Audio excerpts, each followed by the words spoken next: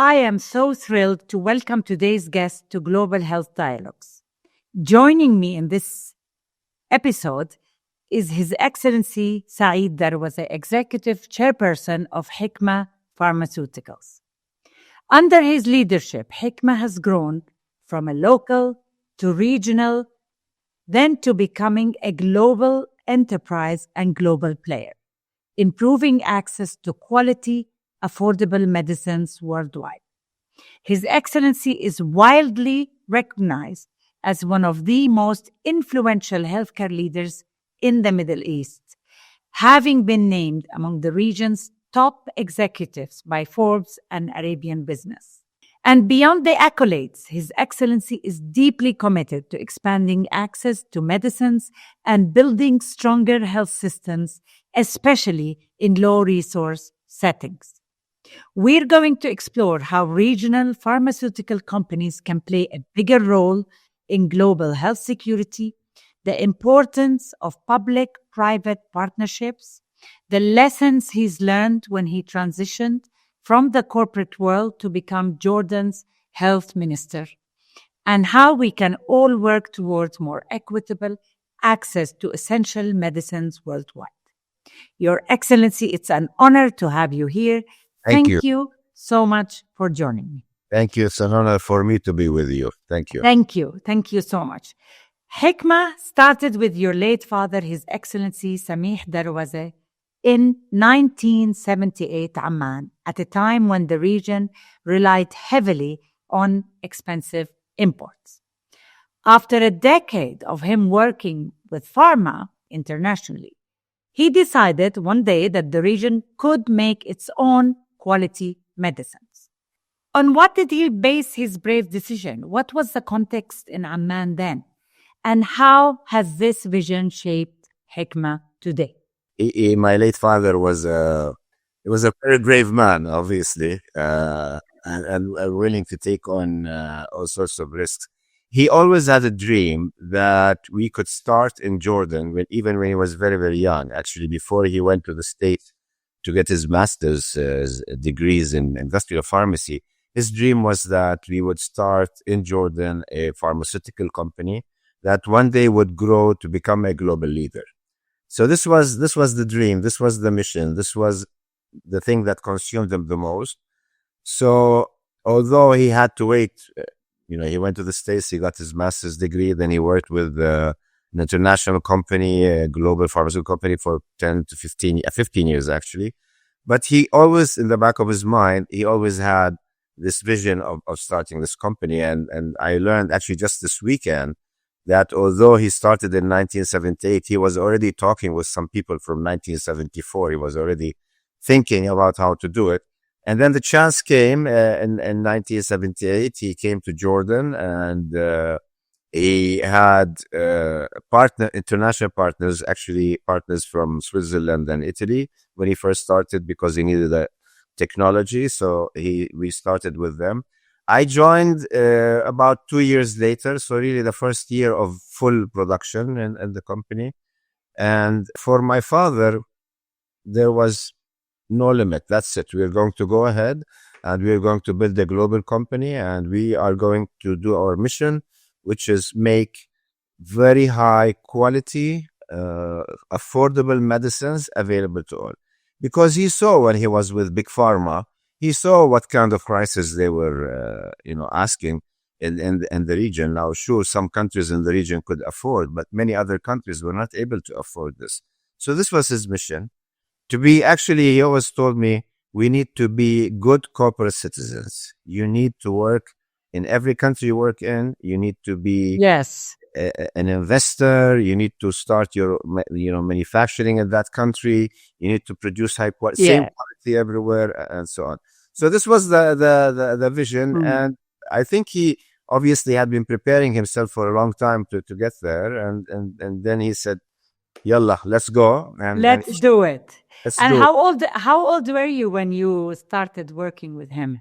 I was just out of university, so about 22 when I started. My father got married very, very early. He got married at 20, so the age difference between me and him was not that big of a difference, really. So we were more closer to being friends than father and son. So he was in his late 40s and I was in my early 20s when we started the business. Fantastic. And why the name Hikma? Can you explain to our listeners what does it mean? Because in current context, Hikma means wisdom, but there must be some other meanings to it, and on why he chose. He said, in colloquial Arabic, al Hakim is the wise man. We call the doctor, the physician, we call him al Hakim. And Hakim means the wise man, not just the physician or the doctor, but the wise man. And historically, people like that in the Arab world, or maybe Leonardo da Vinci or so, they were scientists, they were philosophers, they were artists, they were physicians, doctors, and they called them Al Hakim, wise. And he always Yes. told me, if you want to become a political leader in the Arab world, you have to study medicine because people look up to doctors and they call him Al Hakim. So Yes. from that word Al Hakim, or wisdom, or naming the wise person, he said we will call this company Hikma to incur wisdom, and not just just wisdom, but also the arts, the sciences, everything, to encompass everything in that name. So he chose that name, and although it was a sort of a common name, there were a lot of hospitals and libraries and people called Hikma, but still today I think when you say Hikma, it's recognized that you're talking about Hikma Pharmaceuticals. Yes, certainly it is synonymous with Hikma Pharmaceuticals. So you spent spent a lot of time with your father building up Hikma company. What values or lessons from your father's leadership style have most influenced your own approach now? He was a strong believer in humanity to start with. He was he believed that everybody is equal and you treat everybody equally. Didn't matter whether you were here or there or whatever, everybody was treated equally. And he believed in the thing that drove him, all the time was quality. He said, we need to be the very, very best in the world. You're starting from a small country like Jordan. Jordan is not known as a powerhouse for the chemical industry or pharma. So you will always be, people will be wondering, why are we going to buy medicine made in Jordan or from a Jordanian company? So you have to have very, very, very high quality. He believed in integrity. He believed in transparency, all these things. And he always taught us that he said there is culture and there are values. Values, and I think that's really beautiful because values never change. Integrity, honesty, hard work, all these things, they never change. No matter what language, no matter what society you're in, they're the same. But culture has to adapt and adopt according to the company. We started out in Jordan, then we became a pan-Arab company, and then obviously we entered into Europe and to the United States. So now we have maybe 40, 50 different nationalities working in the company. So you have the culture of the company has to grow to be able to encompass everybody, to be able to make everybody feel that they are at home. And this is what we have done at Hikma. But for him, it was really quality, integrity, honesty, transparency. These were the things that motivated him. And hard work and a big Hard work. vision. Yes, and a big vision. I mean, it's beautiful that, usually when people start a new startup, they take it step by step. But your dad had the vision from day one. He's not going to be just local, not even just regional, but a global player. And that's really beautiful. But I want to ask you, what were the pivotal moments, or shall we say the landscape of readiness, when you realized that Hikma could actually expand beyond the Middle East and enter the competitive world of pharma as a global player? When did this happen, and what were the elements in place that... Yeah, there are certain sort of, let's say milestones or certain points that changed, our way of thinking. The first one, when we first started working, obviously, as you said before, it was dominated by the multinationals. The markets in this area really had almost 99% market share. So the physicians were used to writing the big name medicines. So when you came with a new company, they were skeptical.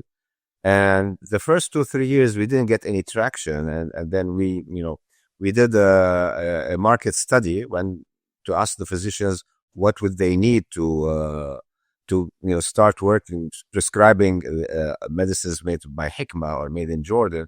And obviously the answer was quality. And we said, okay, quality will become the cornerstone of our company. This was, I remember, in 1983. And then we said, well, how would we differentiate ourselves? How would we give this kind of confidence to the physicians that Hikma is a quality company? And we said, well, the best thing is we should submit some products for the US FDA and get FDA approval. Globally, it's known that if you are selling your products in the USA, if you have FDA approval for your facilities, that means it is the highest quality. And we started the journey in 1983. By 1987, 88, we got our first approval. And I think that was the moment when he felt very comfortable that now that we are up there in terms, we can say we have FDA approval, we have very high quality, and so on. He thought that's time to shift gears. And in 1989, he brought in, we were a small team, obviously, we're not a big team still at that time. He brought in the team to his office and he said, we have to start thinking of growing outside the Arab world, outside the MENA.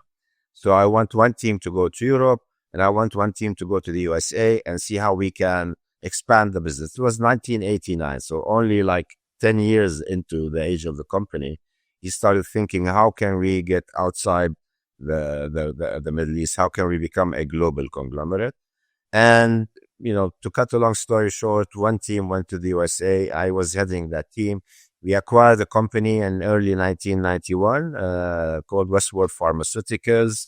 We took it over, and now, as you know, the US accounts for about 70% of our business, Hikma's business.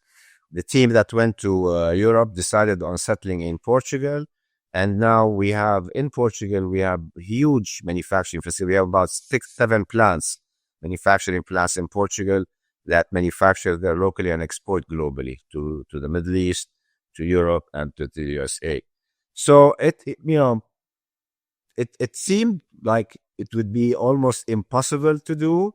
And it seemed like, it was a big hurdle. How can we go to the US? How can we go to Europe?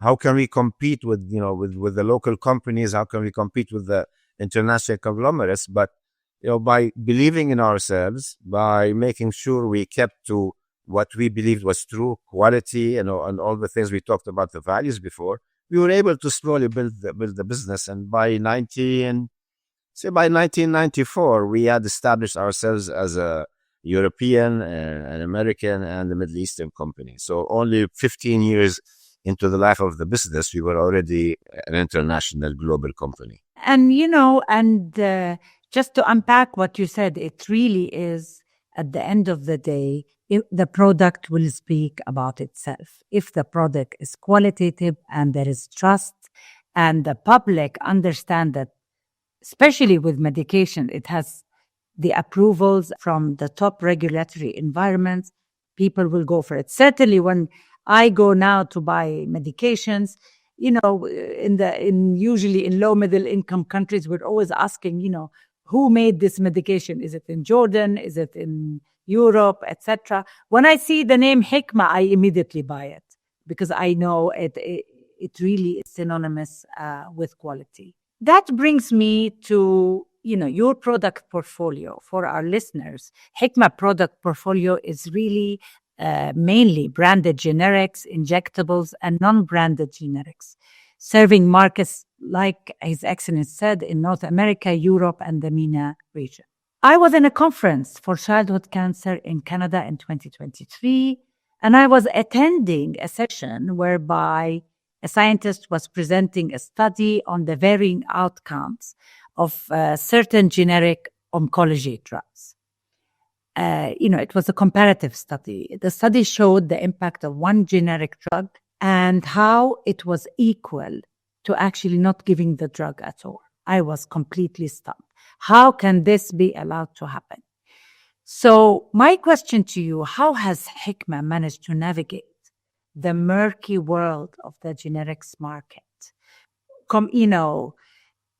With all its baggage of regulatory challenges, patent disputes, intense pricing pressures, etc. How did you manage to go above the fray and maintain your credibility? Thank you. That's a very good question because uh, we believed that you have to start in your country. So in Jordan, we worked very hard to establish the Jordanian Food and Drug Administration, the Jordan FDA, and actually established that when I was Minister of Health, 2000. But before that, we were always pushing the Minister of Health that they should have very, very high quality. We told them, we want you to be tough on us. We don't want you to come and be lenient. We want you to be tough. So we pushed them. We kept on getting the regulations that were available in the USA, the regulations that were being followed in Europe, and we introduced them to Jordan, and then we introduced them to the Arab world. So we worked with the regulatory bodies in all the Arab countries, in all the Middle Eastern countries, to help them understand what is required globally so that they would know what medicines to allow in their markets and medicines not to allow. Because like you said, there are medicines available from all over the world. Most of them are high quality, but there are many that are not high quality. There are many that do not abide by international standards, and they can cause harm. And we have read over the last 5 years about a lot of cases of medicine in certain countries in Africa and in other places in Asia where children took the medicine and a lot of children died and so on. Also, oncology, we know that oncology medications, it's not just that the quality of the product, but the right dose also. So there are a lot of, stories about selling, the low dose as being a pediatric dose as being an adult dose because the price difference is so high and so on. So we started by working with the regulatory bodies, pushing the regulatory bodies to become stronger and tougher, which is very funny because usually what you do want to do the opposite. But we worked with that and it worked because we believe that if we have strong regulatory bodies in Jordan, in Saudi Arabia, and Lebanon, and all the countries around us, then they would protect the market and they would only allow high quality companies to survive. And this is what happened actually. So today, the companies you find in the MENA, there are now a lot of local companies manufacturing in Saudi Arabia, Jordan, and others. But you can rest assured they are all very, very high quality medications. Then it becomes a question of the portfolio. So again, we said, okay, you start by introducing simple medications, let's say anti-infectives and so on. They're simpler to make. But once you start thinking, well, you want to go into oncology, you want to go into more. So what did we do? So my father said, the easiest way, we buy a company that has this technology and we turn it into a global. So for instance, oncology, we went to Germany. We found a small family-owned business that was very experienced in oncology. That's all what they did for 30 years. They had very high technology, but their sales were only in Germany. They were not exporting. So it was a smaller company with high technology. So we bought that company and we learned from them. We expanded the factory in Germany. We got that FDA approval and EU approval, started exporting to the US, Europe, and the Middle East. Then we built a huge oncology facility in Portugal, utilizing the technology that we did. And today, Hikma is probably one of the largest generic oncology companies globally. We actually probably make most of the oncological products that are off patent and again, giving very high quality medications, making them very affordable in Egypt, in Jordan, in the United States also. Yeah. And, Yes. and so on. So that's other things. First, work with the regulators, make sure you have very strong regulators, then find the technology you need, acquire the technology, learn from it, and expand it. And we have done this over and over again. So we bought a company in Germany for oncology. We bought a company in Italy that had the technology of lyophilization, which is another way to make pharmaceutical sterile products. And again, today, Hikma is probably one of the largest generic companies with the capacity to do lyophilized products. I mean, you make it sound so easy. You just buy this and do this. But I'm sure navigating the tensions between commercial survivor, quality, ethical leadership is not easy. It is a tough world, right? It is very tough. But, when you establish a reputation of being a straight shooter, when you establish a reputation that this is an honest company and that when they negotiate with you, what you see is what you get, there's nothing hidden. it becomes easier. So, I mean, I'm sure the first few acquisitions were very difficult, but once we established the reputation, it became much easier. Today, when we Yeah, contact any company in the world, we say, want to meet with you, immediately they say, of they course, would we make would love to meet with amazing. you. Please, let's set up. I mean, so you have to work hard on establishing a reputation, establishing the quality and the reputation of your medicine and your people. It's not just the medication, but your people have to have the same standard, the same sort of belief in the values of the company. And thankfully, we have been able to do that, and that helped us. The first few acquisitions, as you said, were much more difficult. Buying a German company and integrating a German company was probably the most difficult thing we ever did. Yes. It's very difficult to do that. But once you get a hand of Once it, you do, once your yes. reputation becomes there, I mean, we just bought a company in Croatia right now. Immediately, the people within months felt that they were at home at Hikma. They felt that they've been working at Hikma for a very long time.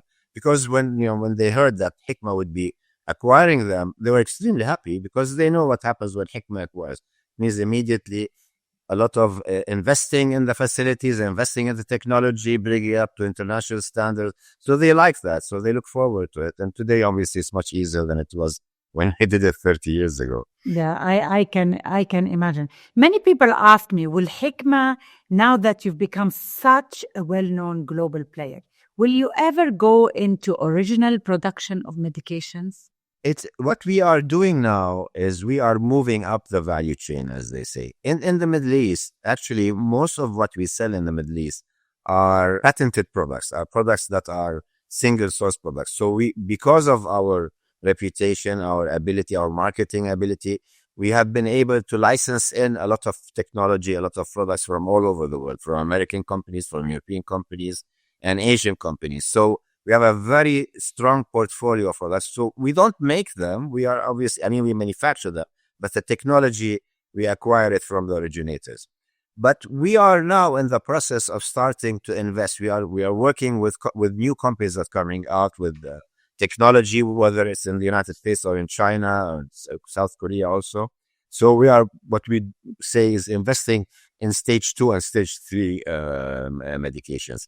Now, I don't think we will be able, let's say, in the next 10 years to introduce something brand new into the US. But I think in the MENA, yes, it's very possible that we'll be able to introduce new families of medications for the MENA because we are, so well established here Yeah. because of everything. So it becomes easier. So we are moving there because you have to keep on moving. The competition keeps coming in. Local companies now all over the Arab world, in Morocco and Algeria and Tunisia and Egypt and Saudi Arabia and the Gulf, everywhere.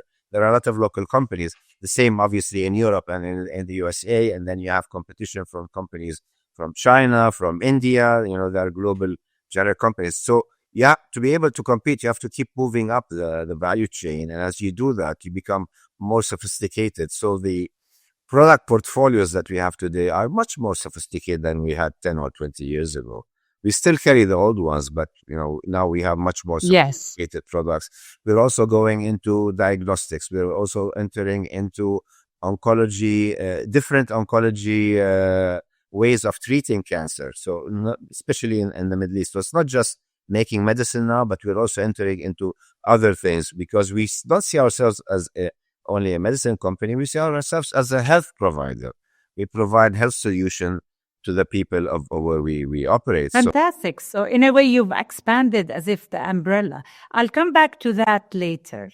But now I want to talk about the pièce de résistance of this podcast, which is you served as Jordan's Minister of Health from 2003 to 2006, 4 full years. The transition as CEO from a highly successful corporate company with a strictly high-moving corporate culture to a public governmental institution must have been challenging, to say the least, and quite possibly a shock to the system. Tell us about your first impressions and the challenges you faced when navigating this new role. It was quite a challenge. It was obviously a very different life, especially in the beginning. Actually, I always remember the first 3 months. I used to tell my father, I feel I'm trapped, like I'm an fish in an aquarium. I'm trapped. I can't get out of this. So, and so funny enough, yesterday I saw to His Excellency Faisal Fayez, who was the first prime minister I worked with. And I remember the day he called me to his office and he said, I want you to come and work with me in the government and be Minister of Health. And, I looked at her and I said, are you sure you want me to be Minister of Health? I said, yes, but you Minister of Health. So it's a different experience. It's totally different experience. There are many, many things that are different, but there are two things that stand out. The first is the speed. When you in the private world, especially in Hikma's world, we move at a certain speed. Let's say you move at the speed of 100 kilometers. So you're used to doing things at a certain speed. You plan, you purchase, you put your plan together, you launch, and you move. In the government, bureaucracy, obviously, and I'm sure it's not just the Jordanian bureaucracy, I'm sure it's global. It's much slower, so much slower that in the beginning, you start moving and then you look around and you're by yourself. There's no one behind you. They're all behind. So you learn that you move at the speed of 100, they move at the speed of 20. If you can make them move at the speed of 30, that's a 50% improvement. Okay, for you, it's still very slow, but for the government, you're moving it at a much faster pace.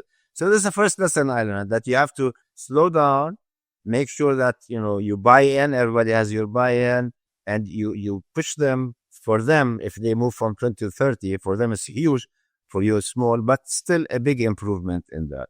The second thing, and I think we've talked about this before, or at least I've talked about it many times, is in your company, which is very important, you choose your team, right? The people I work with now, many of them I've been working with for 20 years. We know each other, we know how we think, we know what we want. So it's much easier when you choose your own team. You choose people that, not necessarily think like you, but people that believe in what you're saying, that to have the same, let's say, goals, the same targets.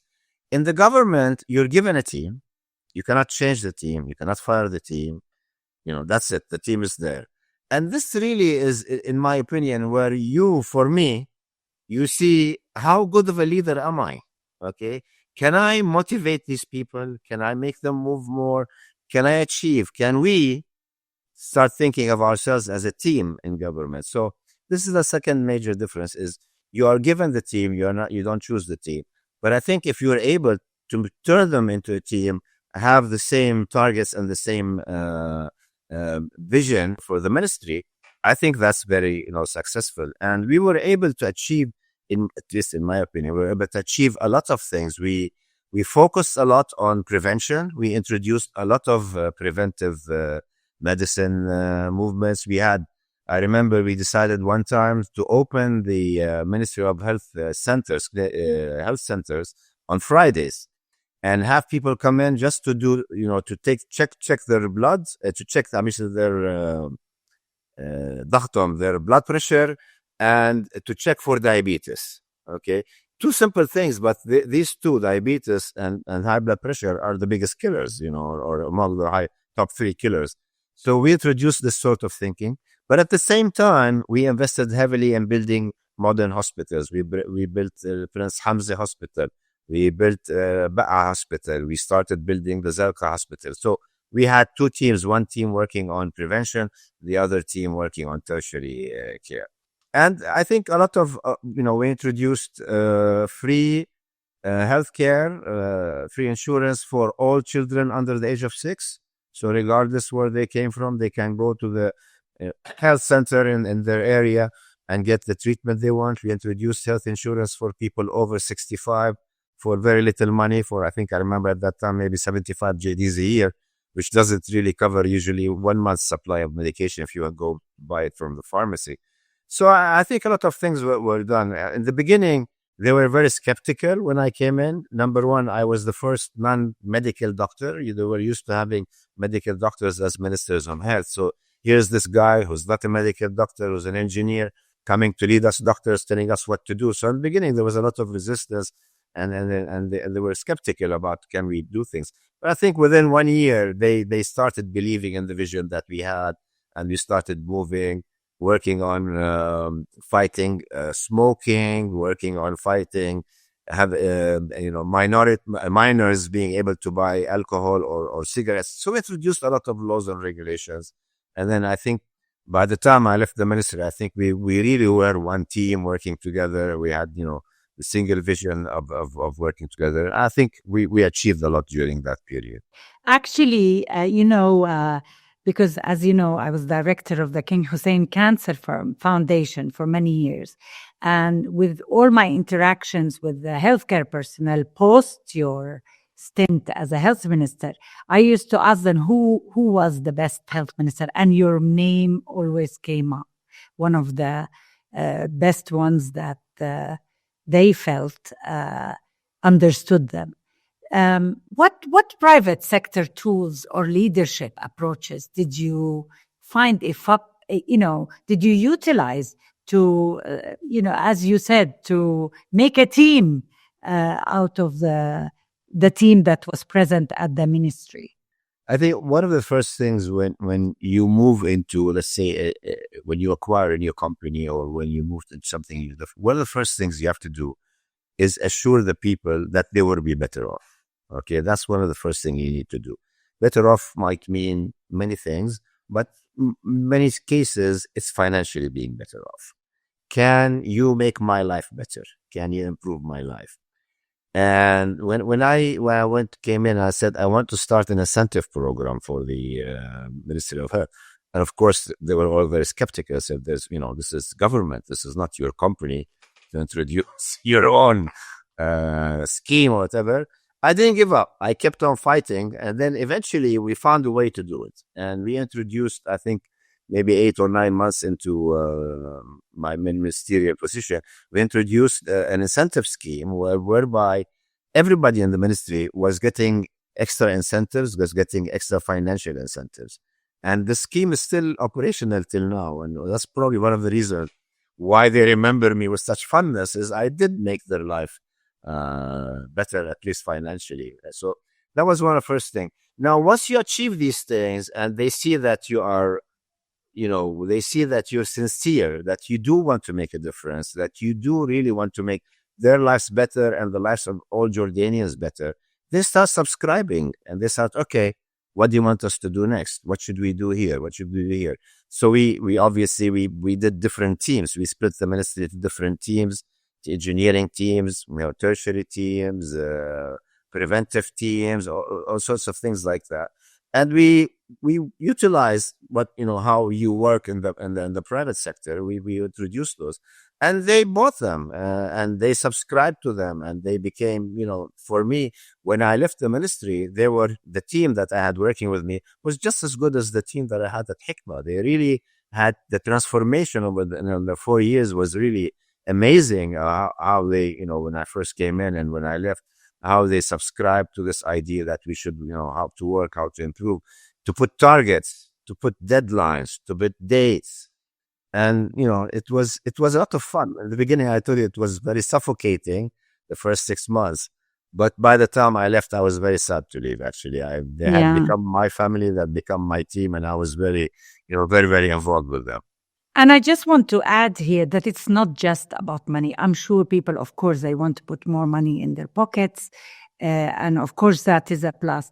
But I think, when you create a culture where you listen to the team, and I think you've spoken to me about that, just listening to the team and giving them the chance to give their opinions and to respect their opinions, and to see a new way of working towards the goal and making it happen, I am sure that brings about a lot of self-esteem. It creates confidence, and people like to achieve. And I think if you were frustrated in the first 6 months, they must have been also frustrated. So it's not just about money. Of course, that was a plus. Of course not. But you introduced efficiency, accountability, and planning, and we showed them it can be done. We show them it can be done. It can be done. When they said it cannot be done, how can you do this? It's impossible. The rules, The regulations don't allow it, but we kept on fighting. We kept on fighting. We changed some regulations. We changed some rules. We found ways of doing it. Once you prove to them that can be done, as I said, they subscribe. They believe. Okay, it's true. What he's saying is incorrect. This madman, what he's saying can be done. Yes. And Yeah. they start believing in you, and then they say, okay, let's, they start bringing their ideas there. Very importantly, I think I told this before, I was known as the person that would listen to everybody. I would listen to every point of view, to all the sides before I made a decision. And they valued that. They valued that very, very, very much. I remember in the beginning, the Medical Doctors Council was against the idea of having a Minister of Health who was not a physician. By the time I left, they actually gave me an honorary medical degree. They said, we allow you to practice medicine if you want. So, Yeah. it was nice how we changed the ideas, how we changed the thinking, and we put the targets and achieved them. I think it was very, Yeah. very, very. But you brought about a very important issue, is that, this idea of a health minister always has to be a doctor. It's not correct. Certainly, I don't believe in that. What you need is a good planner, organizer, process-oriented person with those kind of managerial skills. You need somebody experienced in running an organization. Exactly. And I think they need to stop. If you're a doctor or a surgeon, you're really good at what you do, doesn't mean you're a good administrator. And now the health system is all process. It's a system, right? And it's like a factory. It's not just no longer a doctor coming with a black bag, prescribing medication. It's delivering healthcare now. You talk about delivering a healthcare system. So in a way, that's what you need. You agree with that? It's the same argument I always have with my friends that own, doctors that own hospitals. I say, because you're a doctor, it doesn't mean you can run a hospital. Like you said, you can be the best surgeon in the world, but you might be the lousiest head of running that's I keep telling them, you have to invest in professional hospital management. Today there are degrees. People take degrees in hospital management. Managing healthcare is much more sophisticated actually than managing a lot of other businesses. And you need qualified and dedicated people. And I see the change happening in Jordan. I see we're getting more professionalism into running the hospitals, into running the healthcare in Jordan. I think we've moved quite a lot over the last 20 years in healthcare. I think we have one of the best healthcare systems in Jordan right now. And actually, talking about the King Hussein Cancer Center and Foundation, actually one of the reasons of the success of the journey and of the King Hussein Cancer Center and Foundation was exactly that, because the board composition at the time when Princess Ghida and I, we became the leaders to look into how we can improve the center and the foundation, the board composition was purely doctors. And not only doctors, it was doctors from competing medical organizations who had not the time and they didn't have the time to give to the center. And they were competitive institutions.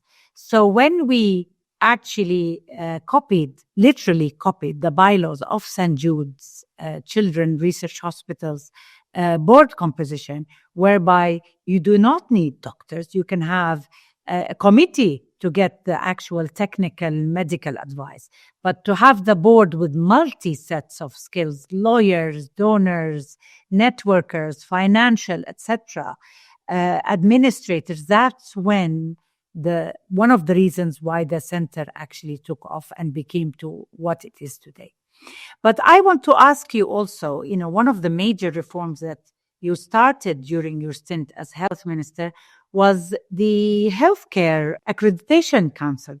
Can you tell us a little bit about that, and also about the Jordan Palliative Care Initiative? We're going back to those years. At that time, there were no organizations that were accredited. And it was clearly obvious that globally accreditation was the thing, coming from an industry that you had to get accredited by your regulated by the healthcare regulators in every country, you know, the FDA, the EU, and so on.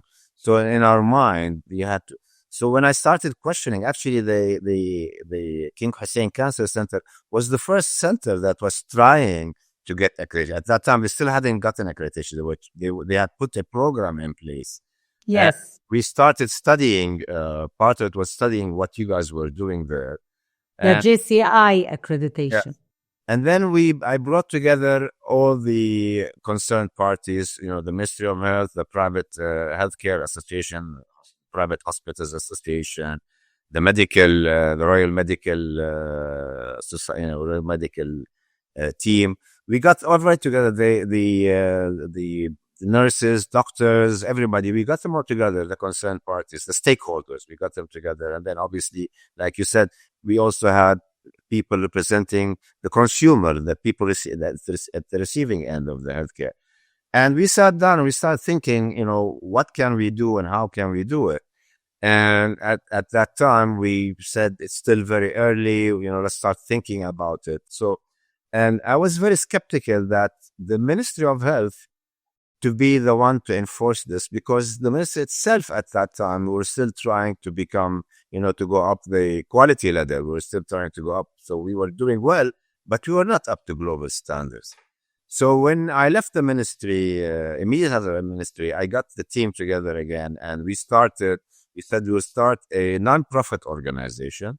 The stakeholders are all the stakeholders.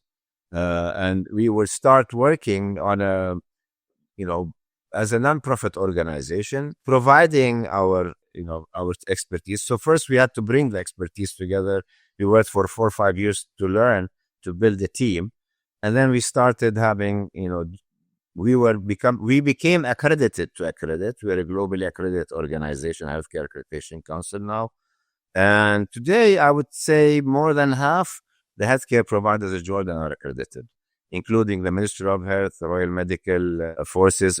They're all having, you know, accreditation. Of course, the King Hussein Center was the first to get it. Many of the private hospitals and the government hospitals and the army hospitals, the military hospitals have it now. So it was a big move. It took 20 years, but it was, in my opinion, a big move up the quality ladder. At least today, people understand when you talk about being accredited and what accredited means or what it doesn't mean. At least they understand quality procedures, quality standards.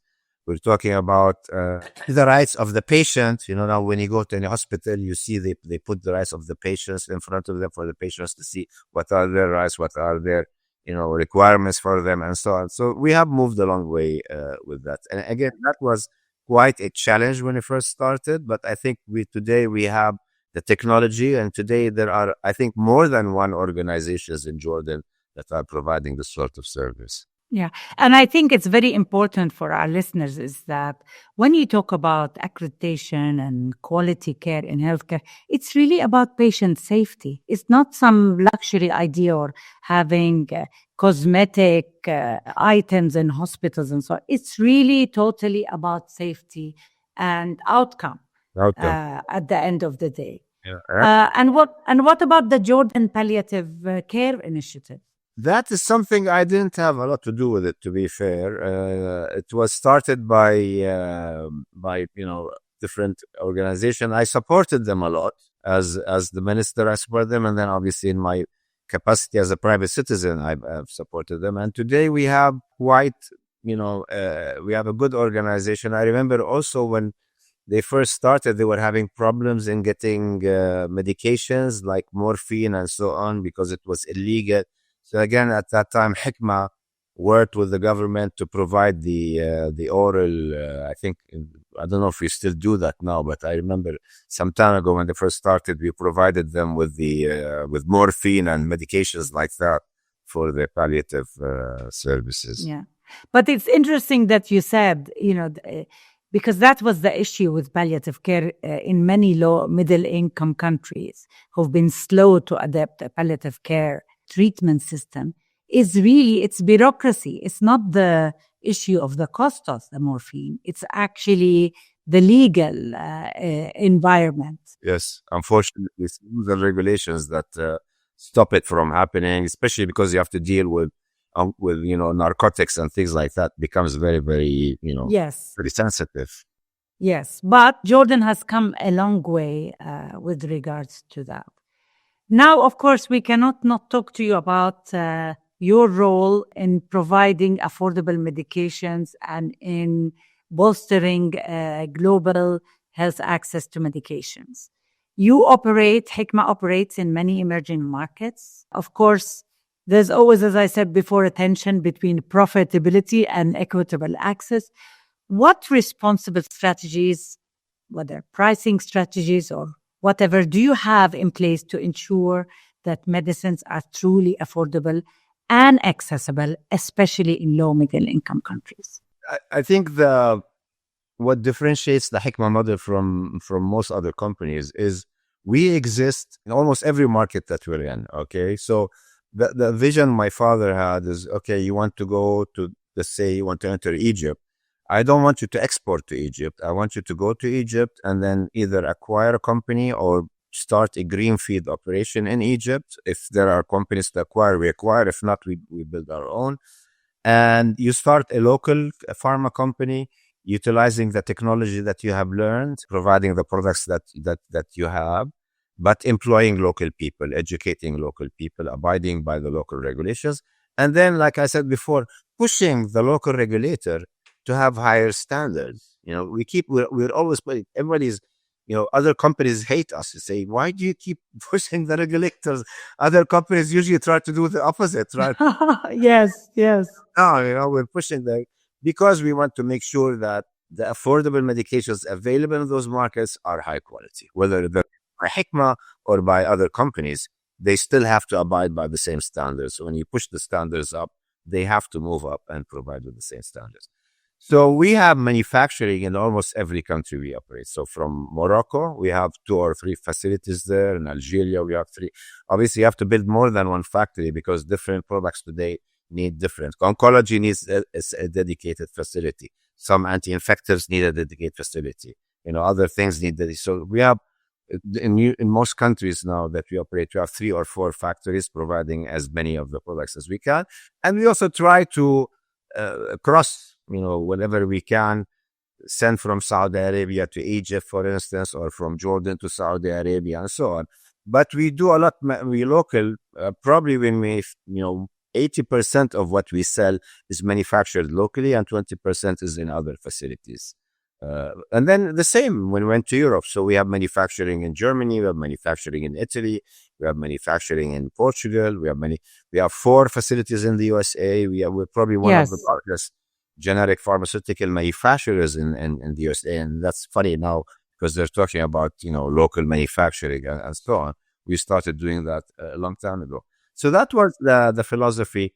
As I said before, be good, corporate citizens.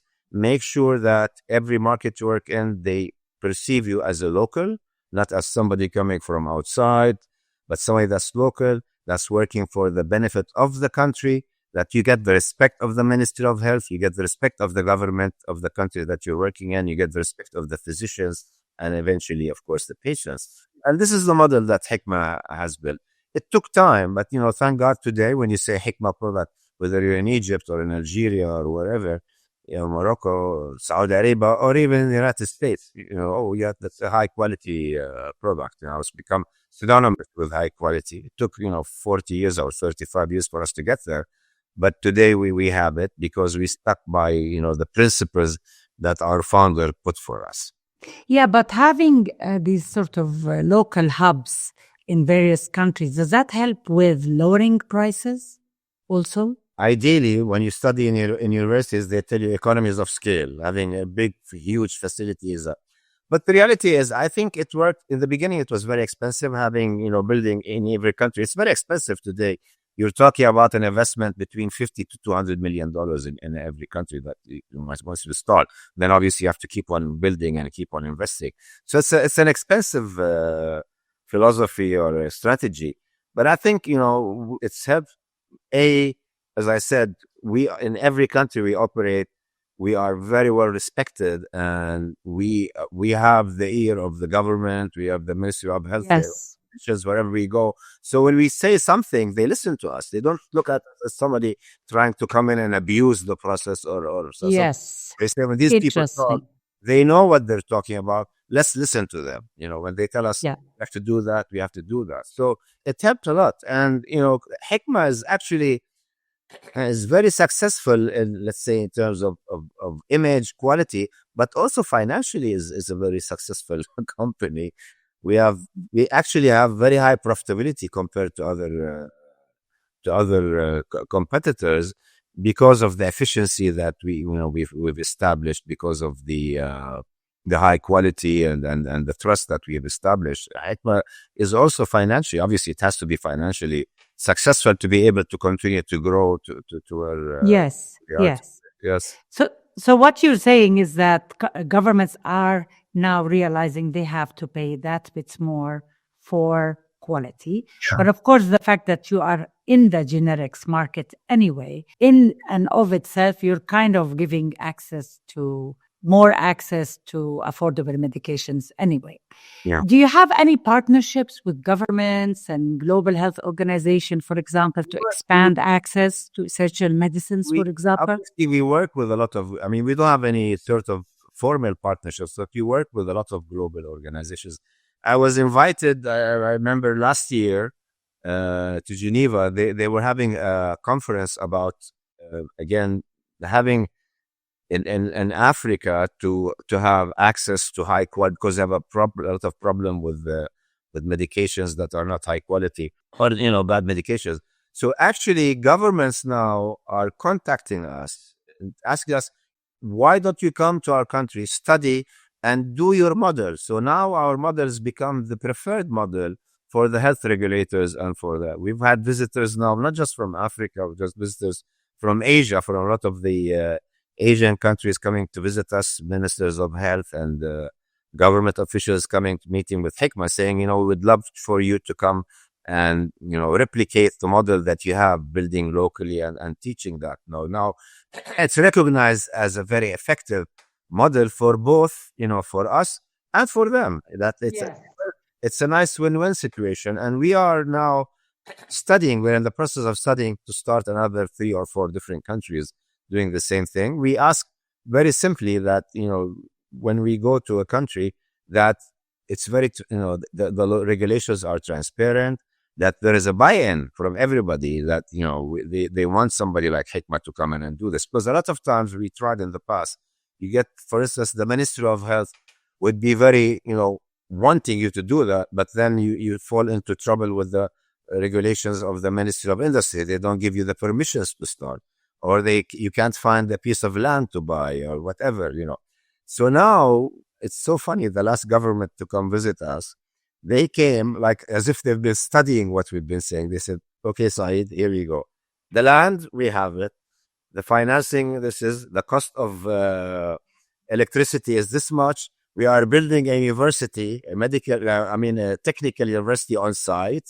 Okay. So you will be having so many pharmacists and so many technicians and so on. What more do you want? Everything you've been saying you want, we have implemented it. And I was so fascinated. So it makes me happy to see that, when governments subscribe to our philosophy of, how we need to do things, and they tell us, okay, we have adopted everything you want, and here it is, come and implement. So now we're at the state where you have to, put your money over your mouth. And so that's why we're looking at starting in another 3 or 4 countries. I really hope that you do, because certainly many low middle income countries in Africa absolutely need you, and you will make a big difference if you put your winning model there. And actually, after COVID-19, many countries all over the world realized that they need to invest in the production of their own medical supplies locally. Yes. Because look what happened. Yes, look at what happened with when everybody just monopolized the vaccines for their own country. Everybody went for themselves, right? And I think that has awakened many people. And then therefore, I'm so glad that these countries in Africa and other low middle income countries are really now working on this. and wanting to start production in their own countries, because that's the only way to go. And that is why you're thinking, the fact that you're investing in local and regional manufacturing all over the world, like you said, has turned out to be a success. And especially now with what's happening in the US, as you said, they want to be local and they want you to be, employing people. Exactly, localization. So you're in the right, you've done the right thinking, certainly, for that. Talking about COVID-19 pandemic, did it pose any challenges for you guys at Hikma? How did you adapt to the crisis? It was very challenging. I mean, for everybody, for every person in the world, I think was a big challenge. Something suddenly your whole world changed. Everything had to change, and it was tough. But again, I think the local model that we have allowed us to continue working. In Egypt, we were continuing to work. In Italy, we were continuing to work. In Portugal and the United States, we actually, because we studied later on, we were running in most of our factories at 90%. People were coming, 90% of the workers were coming, and we were working at 90% capacity, which is tremendous. We managed, again, supply chain. We managed in a way not to have any disruption, because we for every product we have, we make it a regulation that you have to have at least 3 suppliers, not just one. So if, let's say, your supplier is in India and they said, we're not going to do that, then you have another supplier, let's say, in Denmark, and you can get your product there. So having that policy in place worked very, very well. So we didn't get any interruption in the supply chain, and we didn't get interruption in people working in the factories. Governments were very receptive to, like the government of Jordan, when, for a while, remember, people were not allowed. People were not allowed to go out on the streets and so on. But the government immediately asked us, give us all the names of all your people, we'll give them special passes. So governments everywhere were very receptive and were very cooperative, making sure that the businesses were running, whether it was in North Africa, in the Middle East, in the Gulf, or in Europe and the USA. Thankfully, we made it. So it was challenging, but at the same time, we managed to keep things moving, because there were, at certain times, I remember in the USA, we were talking about 6 of the 8 products that were used in the hospital for emergency were being made by Hikma for COVID. Wow. Yeah. Unbelievable. So you made lots of money during the pandemic. You deserve. I'm not MBS. I'm very proud of Hikma. But many pharma companies, obviously, they were selling, like you said, emergency care the companies and like the pandemic. Moderna with the vaccines, obviously, they made a lot of money, and then they had a big void to fill after they finished. We were selling, all the products we were selling, obviously, were generic products, but they were needed in the hospital emergency rooms for different reasons. Yes. And we were there everywhere we went. We made sure that we provided the medications. We were being contacted. I was being contacted by ministers of health from all over, saying, we need medicine, we need that medicine. And we made sure, actually, we worked very closely with the government of Jordan, with the Jam'iyya al-Khairiyya, with the Royal Hashemite. Worked very closely with them. We gave them the products, and then they decided how to deliver them to different countries, to the Palestinian Authority, or to Tunisia, or to Egypt. Fantastic, yes. We worked very closely together. So we didn't make a lot of money because we contributed a lot of money. That's a good one. But how did you support your employees and your community during the pandemic? Did you implement certain measures like flexible working hours? Did you do any of those things? Yes, we were very quick on picking up what is needed. Okay, we listened to our people. What do you need? What can we do to make you get to the factory? And then the people that needed to work from the office, from their homes, can we provide the internet things that they need? Can we provide, whatever they needed to do that? And we were very early adapters of working away, online and so on. So it worked very, very well.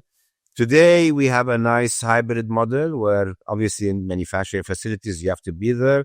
But in many physically. places, you can work from home.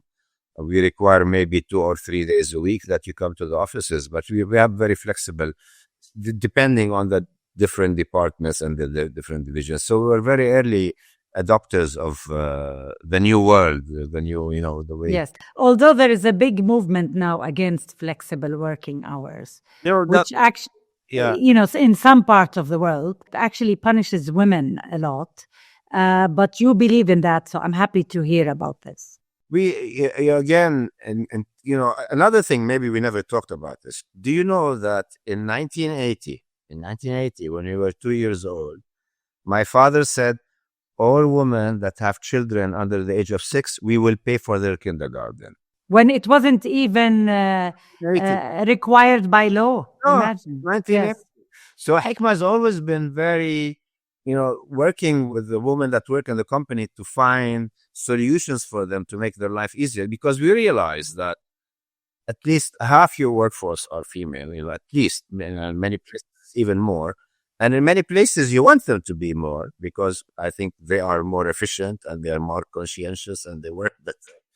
So we have been always open to see how we can support mothers and wives and so on. How can we support them? Because it's very difficult to have a career and take care of your family. So we were always very open and supportive. Yeah. Ask them what do they need, what kind of flexibility do they need, and we implemented this. But from a long time ago, as I said, 1980, we started thinking about. Yeah, and you are well known that all your strategies are aligned with the Sustainable Development Goals, and certainly gender equality and board diversity. I know you worked a lot on that.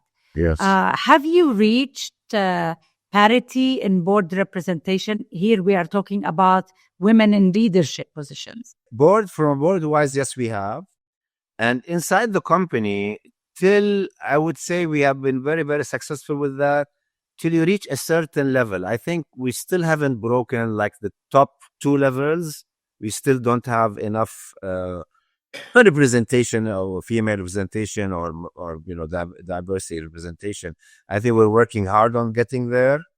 How are you working hard?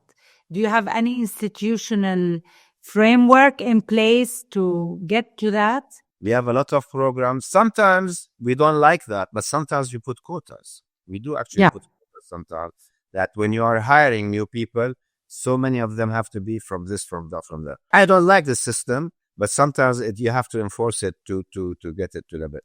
And then when it's time to promote people, the way you promote people, the way you study who needs to be promoted makes a big difference. So now we have committees. It's not just your boss that decides.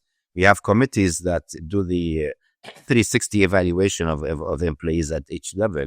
And these committees are made from different people from different departments. So everybody has a better chance of getting their point of view listened to and so on. All these things work. So we have a lot of programs in place. Yeah. And I think I attended when I was the Director General of the King Hussein Cancer Foundation.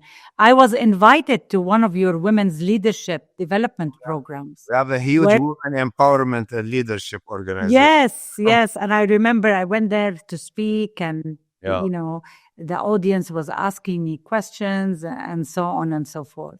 What's the composition of your board? Is it 50-50 or 45-55? The board right now, I think we have about 42-43% female representation. Great. And of course, I would like to just ask you about AI. Pharmaceutical innovation today is increasingly intertwined with technology, especially AI.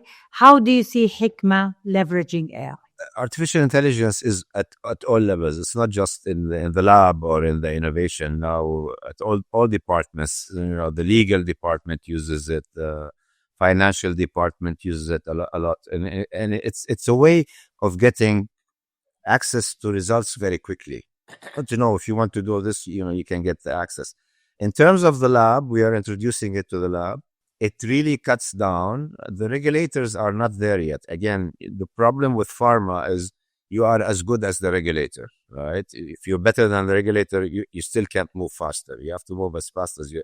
That's why we invested so heavily in pushing the quality of the regulators in the Arab world, because you are as Yes. good as the regulator. So they haven't yet adopted, but it's coming there. I know that a lot of the bigger companies are investing in their closed loop, artificial intelligence loop, their own internal loop. And it seems that you can cut down the time required from, let's say, 10 years to 3, 4 years to reduce the reduction of a new medication. And once the regulators adopt more flexible approaches to this and allow more of this technology to come in, I think you'll be seeing much faster cycles. Because, like, just a very simple story. I went to the doing a CT scan or something in the hospital the other day, and the radiologist was telling me, okay, I have seen maybe, let's say, 100,000 of these, so I can only compare in my mind that. But artificial intelligence has seen 100 million, Yes. and very quickly, make to see what else is available out there. So it's the speed.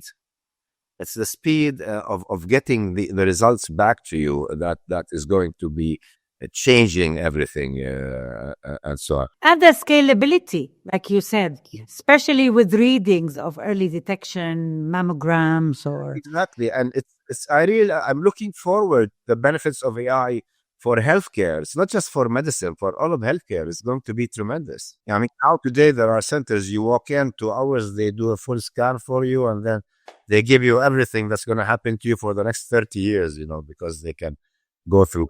I'm not sure I would like that. I don't want to know. It might become a self-fulfilling prophecy. Not sure I would want that. I cannot finalize our conversation without talking about the Samih Darwazah Oncology Center at Al Bashir Hospital.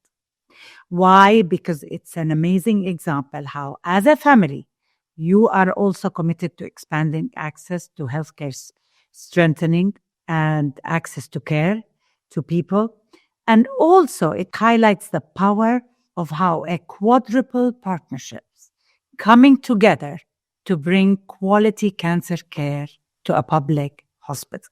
There was, for our listeners, we have an NGO called Al Himma, a powerful women there who sort of equipped the department, the cancer care department at Al Bashir, with furniture, fixing its infrastructure, etc. You've got the King Hussein Cancer Center, of course. That was one of the most important things that we worked. We were able to work to partnership with them to introduce the same quality or very high quality. Yes, because it's not about cosmetics. You need the actual quality care. Exactly. So it's bringing together the NGO to do the cosmetic infrastructure of the place, which is also important because it was so run down.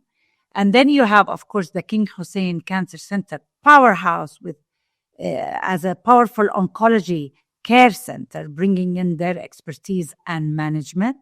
And then, like you said, the importance of buy-in, the health ministry totally opening up its doors and facilitating and making everything to go smoothly. And then comes in your amazing family private donation.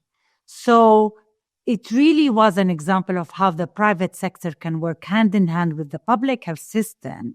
But like you said, you have to have the buy-in and you have to have the right elements in place. So when they asked you contribute, so it was a no-brainer, I suppose, for It was you. definitely a no-brainer. Again, it's really, for me, it's like you said, showing that how the private public sector can work together to achieve amazing results. This was a great example how we in Jordan, when we put our minds to it, we can achieve something extraordinary. Okay, so we can't keep on saying we don't have money or we don't have this or we don't. No. We have everything. We just need to have the will to put them together, open the way for it to happen, and let it happen. Now we have a beautiful center there. We're going to now actually build a full hospital in Al Bashir for oncology. Now we're working on that right now. Amazing. And as you keep, saying, as a family, I can't take credit for it. The credit goes to my late father, because my late father, before he passed away, he put all his money and his shares into a nonprofit organization. There was a foundation, and he said this foundation is dedicated for health and education in the future. Amazing, amazing, So it's that amazing. foundation that's paying actually Yeah. for them. And to stress what you said, it's not always about money. Of course, money is important, but you need all the elements in place, the planning, the buy-in, the bringing people together to do something and to have the will to do it. Anything can be done.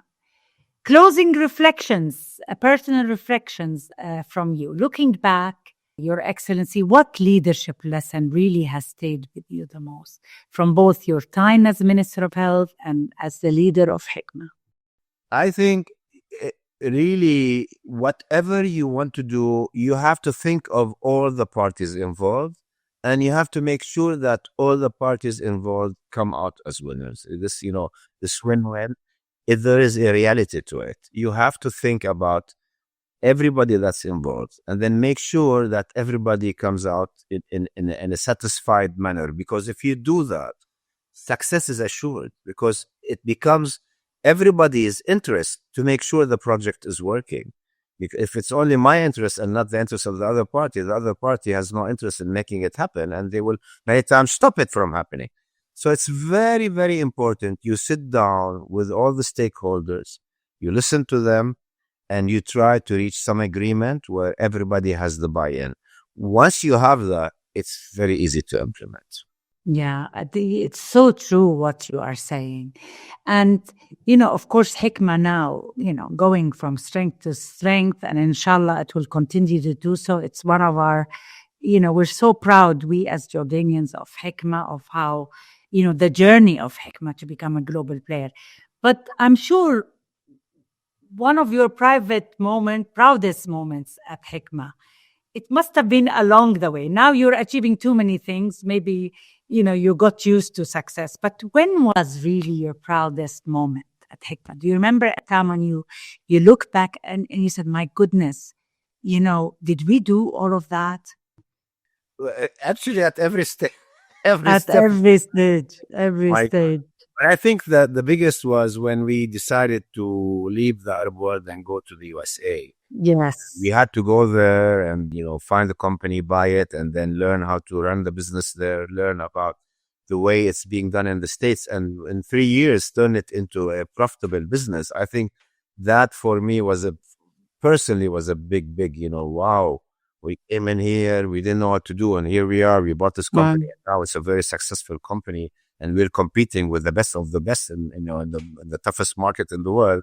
It gives you the satisfaction that yes, we can do it. If you put our mind, we can. We are competing with the best, with the cream of the cream, and here we are. We will get good results, and why not? It can be done. And I remember when I first went to the States and I was meeting all the bankers and so on for help, asking for help or, for financial assistance. They all said, it's so weird. This is the first time everybody comes we have a lot of people coming from the region, but it's all about real estate. They come to buy a hotel or a building. Nobody came to do an industrial project, and the pharma, no less, it's very weird that you're doing this. But, again, we got the support, and alhamdulillah, and thank God we succeeded. So that for me, I think 3-4 years into the USA, I'm talking about 1993, 94, I think I said, wow, I never thought we'd be able to do this. Yeah. Anyway, you had the audacity to be among the best of the best. It's amazing. Well, I'm sure our listeners enjoyed listening to you. There's so many other topics I would love to talk to you about, but time is up. And thank you for joining me in this Global Health Dialogues. I truly enjoyed it. Thank you so much. Thank you.